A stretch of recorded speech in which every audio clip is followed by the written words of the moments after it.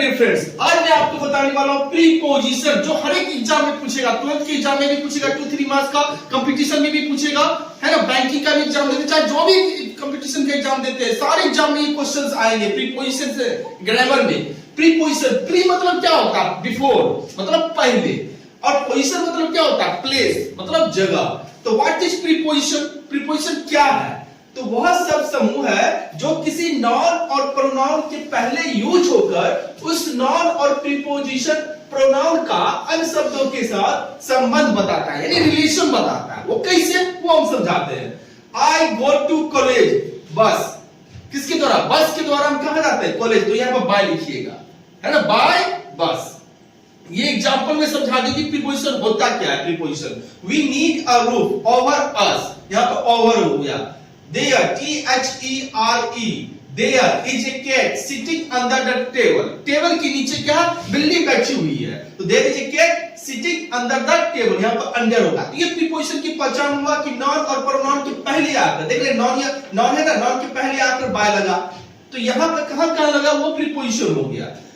NB मतलब नहीं भूलो। प्रीपोजिशन का यूज नॉन और प्रोनाउन के पहले नहीं भी हो सकता है, मगर वो कैसे वो हम बताएंगे। जैसे he does not have open to write with, यहां पर with लगा कि नहीं हुआ?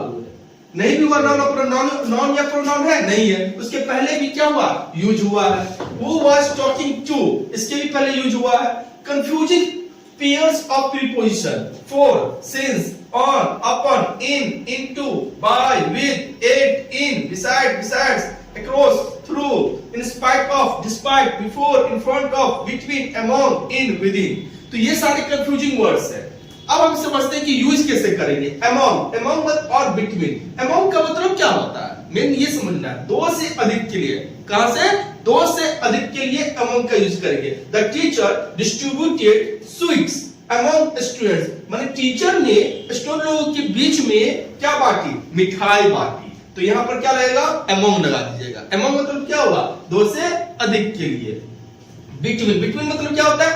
दो के बीच में। The match will be played between India and Pakistan, India एक आया ना और पाकिस्तान आएगा, तो दो के बीच में क्या लगाएंगे? between लगाएंगे, और हम between का यूज बताएंगे दोस्तों। ठीक है, थैंक यू वेरी मच। दोस्तों between का यूज ऑलरेडी में बता दिया था, कुछ पॉइंट्स और भी हैं जो आपको जानना बेहद ही जरूरी था।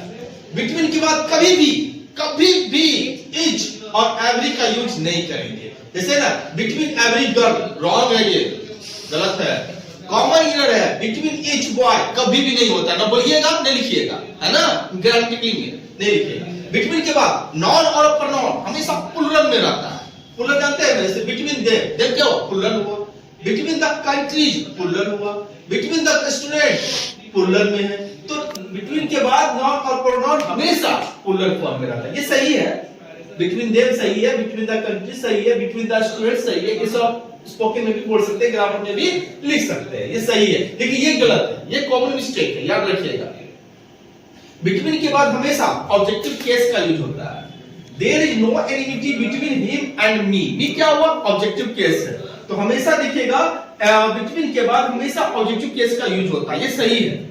नेक्स्ट, between का यूज दो से अधिक के लिए भी होता है। कैसे? कंडीशन उनमें म्यूचुअल रिलेशनशिप हो, म्यूचुअल रिलेशनशिप यानी कि पारस्परिक संबंध हो। म्यूचुअल रिलेशनशिप समझते हैं ना? पारिवारिक संबंध समझते हैं ना? हाँ, पारिवारिक संबंध। कैसे? There is an alliance between the 3 European nations, ये हो गया।